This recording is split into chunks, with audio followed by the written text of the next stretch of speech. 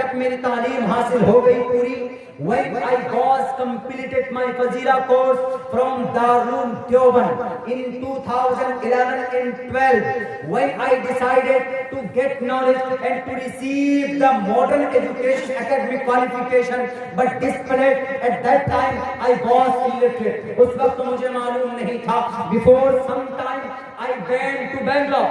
ہم 1 گھنٹے تک اسپیچ دے سکتے ہیں, انگلش کے اندر کوئی بڑی چیز نہیں, کوئی بڑی بات نہیں. 3 لاکھ قرآن کریم کے الفاظ کو جب یاد کر سکتے ہیں تو یہ پھر یہ انگریزی کی سینٹینس یا انگریزی کی ٹوٹی پھوٹی زبان کے اوپر بات کرنا کوئی بعید نہیں ہے. یہ بڑی ٹوٹی ہوئی زبان ہے. جب ہماری فضیلت ہو گئی ہم نے سوچا کہ تھوڑی انگلش چاہیے, تو ایڈمیشن کے لیے ایک انسٹیٹیوٹ کا آفر آیا. انہوں نے کہا کہ صرف 18 بچے ایڈمیشن میں لیے جائیں.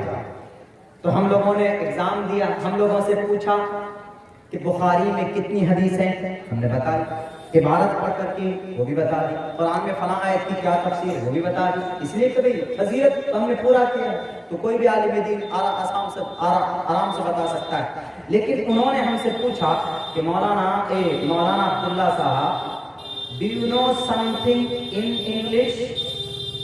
Something about English? Can you tell me a small letter in English language? یعنی آپ کا ایڈمیشن تو ہوگا لیکن کیا آپ کچھ انگلش بھی جانتے ہیں پہلے سے؟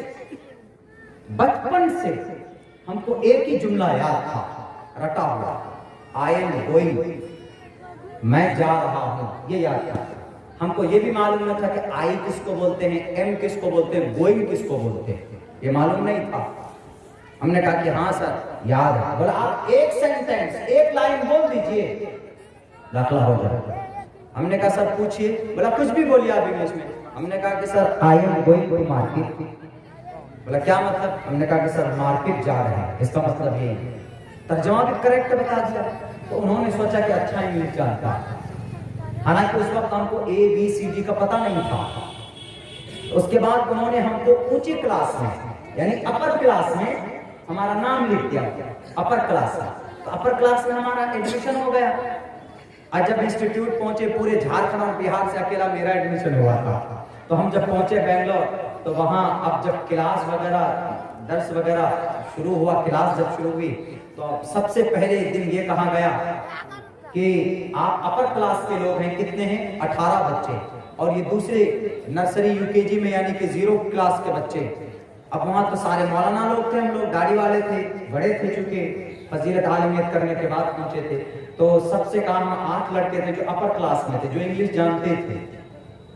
ہم تو کچھ نہیں جانتے تھے, ایک سینٹینس بچپن کا یاد تھا وہی تو بول دیے تھے, چونکہ داخلہ لینا تھا.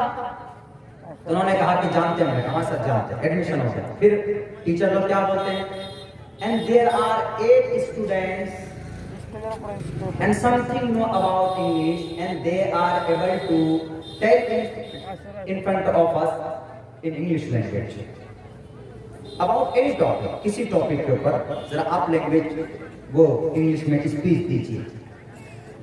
اب سب تو دے رہے, اب میرے سمجھ میں نہیں آیا کہ بولے کیا ہے حضرت. اب سب تو آگے 2 منٹ کوئی 3 منٹ بول کے جا رہا. اب جب میری باری آئی تو میں نے کان میں کہا, میں نے کہا سر مجھے ایک ہی جملہ یاد ہے بس. بولا نہیں آپ کا تو اپر کلاس میں ہوا ہے نا, ایک ہی جملہ یاد ہے, مطلب آپ تو انگلش جانتے ہیں. ہم نے کہا کہ سر میں جانتا ہوں, ایک ہی جملہ جانتا ہوں بس, اور کچھ نہیں جانتا ہوں. ABCD A سے لے کے Z تک بھی آ گیا. کان میں ہم نے کہا. بولا کہ کیسے ایڈمیشن کیسے ہو گیا آپ کا؟ ہم نے کہا کہ سر جب ایگزام ہو رہا تھا تو سر نے ہم سے پوچھا کہ آپ کچھ انگلش میں جانتے ہیں؟ ہم نے کہا کہ ہاں جانتے ہیں. وہ جو جملہ ہم کو یاد تھا, ایک لائن وہی تو یہ لائن بول دی ہم. اور انہوں نے سوچا کہ بڑھیا انگلش جانتا ہے, پھٹافٹ بول دیے تھے. تو بولے اب کیسے ہوگا؟ ہم نے کہا کہ سر اب کچھ نہیں ہو سکتا. تو انہوں نے ہم کو نیچے کلاس میں ڈالا. نیچے کلاس میں جب ہم نے محنت کی, کچھ دنوں کے بعد BUT بٹ, BUT بٹ, اور ایک ہے اسی طریقے سے PUT put, BUT but, PUT پٹ. دیکھیں دونوں میں یو ہے, ایک جگہ پر کیا ہے BUT بٹ, اور ایک جگہ پہ PUT پٹ. یہاں پر بھی تو بٹ ہونا چاہیے نا, BUT بٹ ہونا چاہیے جیسے PUT پٹ ہے. ہم نے کہا کہ سر اس میں بٹ ہے, اس میں پٹ ہے, दोनों जगह पेश है, दोनों जगह यू है, या तो दोनों को बट होना चाहिए, इसको भी पट होना चाहिए बट की तरह, या इसको पुट की तरह इसको भी बुट होना चाहिए। बोला नहीं, अंग्रेजों ने ऐसा कर दिया। हमने कहा नहीं पढ़ेंगे ऐसे लैंग्वेज जिसमें एक ही जुमला हो, सब कुछ एक हो, तो एक जगह दूसरा पढ़ा जाता है, जगह दूसरा पढ़ा जाता है। हमने कहा कि सर हम बोले बिस्तर बांधने जा रहे हैं, नहीं पढ़ेंगे।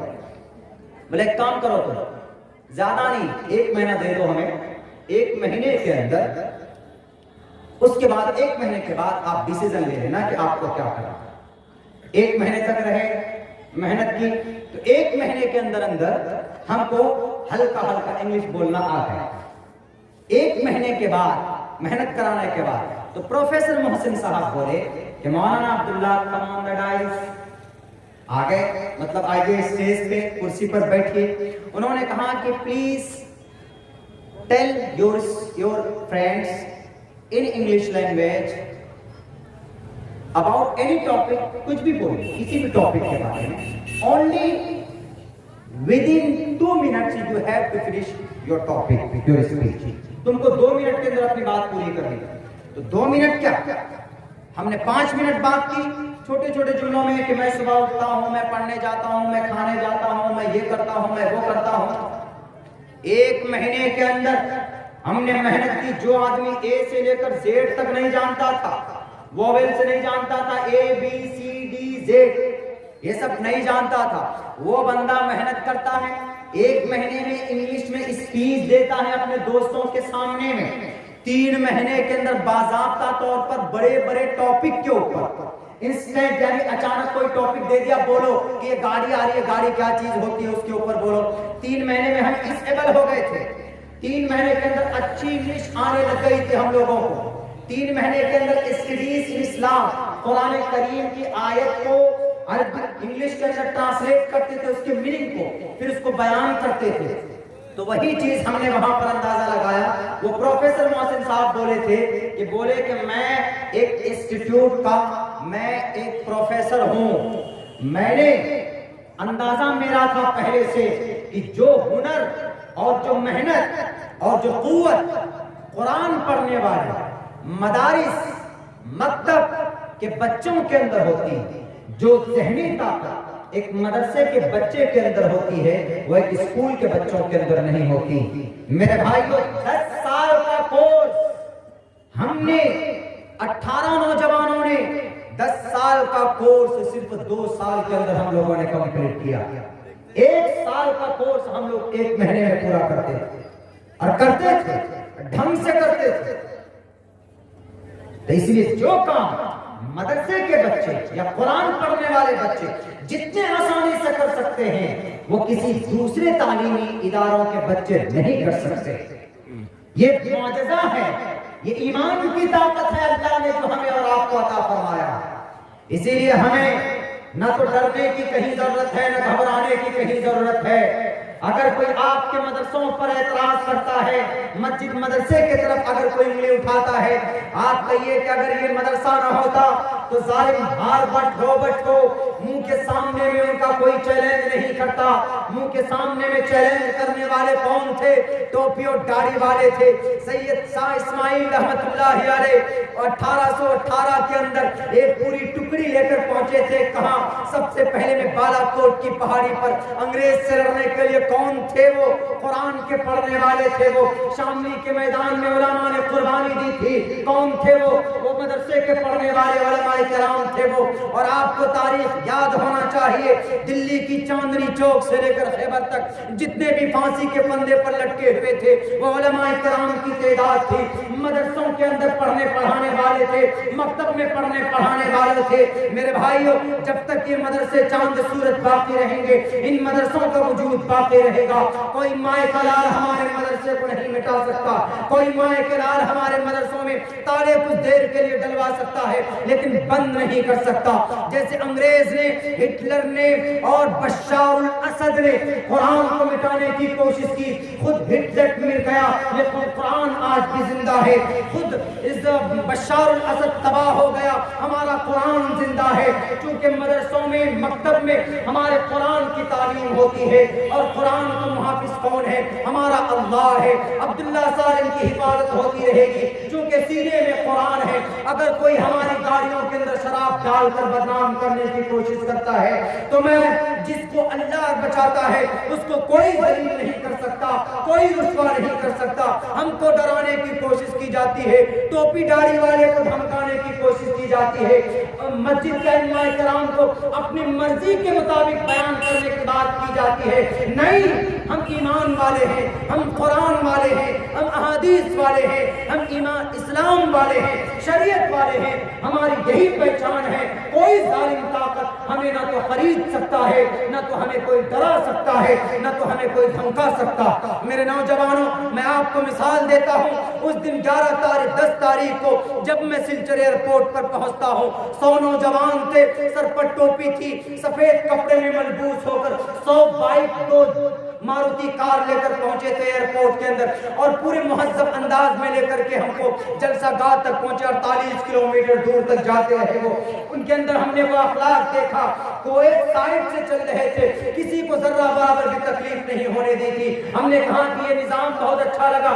بولا حضرت یہ نظام نہیں, ہمارے جتنے بھی نوجوان ہیں سب پڑھے لکھے, کوئی ہائی اسکول میں ٹیچر ہے منی پور میں, تو کوئی میگھالیہ کے اندر کسی فیکٹری کے اندر جاب کرتا ہے. ہمارے ابا ہمارے سرپرست ہیں. ہم نے کہا کہ یہ کمیٹی کیا کرتی؟ بولا ہم لوگ تعلیمی ادارہ چلاتے ہیں, ہم لوگ تعلیمی ادارے کے اندر قرآن کی بھی تعلیم دیتے ہیں, احادیث رسول کی بھی تعلیم دیتے ہیں, اور ہم اس دیش کے اندر ہمارے کیا حق حقوق ہے اس کی بھی تعلیم دیتے ہیں. میں وہ مثال آپ کو دینا چاہتا ہوں. نوجوانوں, ایسی تنظیم بنائیے کہ آپ کے ہاتھ میں قرآن ہو, قرآن کی تعلیم بچوں کو دلوائیں, مسجد مدرسوں کے لیے آپ کام کریں, اور رفاہی کام میں بھی آپ لوگ آگے رہیں. ایسی تنظیم بنائیں, ہر گھر سے مہینے کے اندر اس تنظیم کو اگر 100 روپے جمع کریں گے تو اگر 300 لوگ ہیں تو مہینے کے اندر 30,000 روپے جمع ہو سکتا.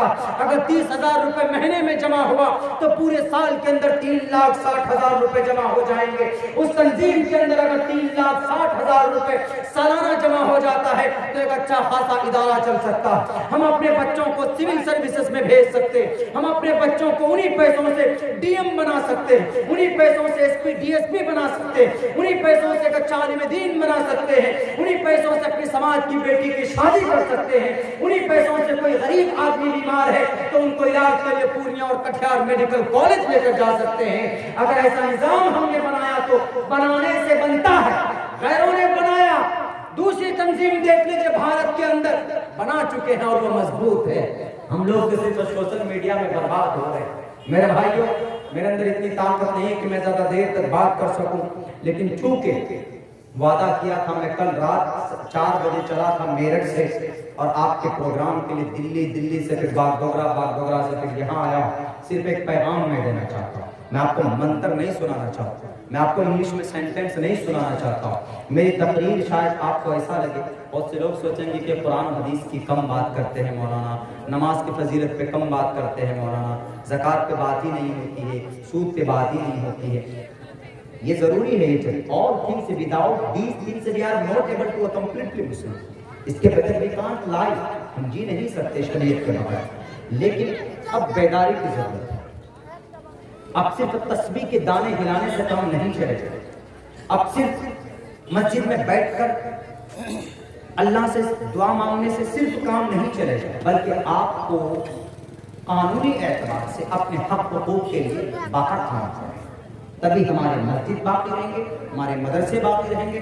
نہیں تو خدا را ایسی طاقت تیار ہو چکی ہے, ہم کو چونکہ پہلے ہی پرچہ دے دیا گیا ہے اس لیے میں تھوڑا کھل نہیں رہا ہوں, ورنہ ایسی طاقت تیار ہو چکی ہے بھارت کے اندر جو سنویدھان ہے اس کو بالکل چینج کرنے کے لیے تیار ہے. بس کچھ دیر کی ضرورت ہے.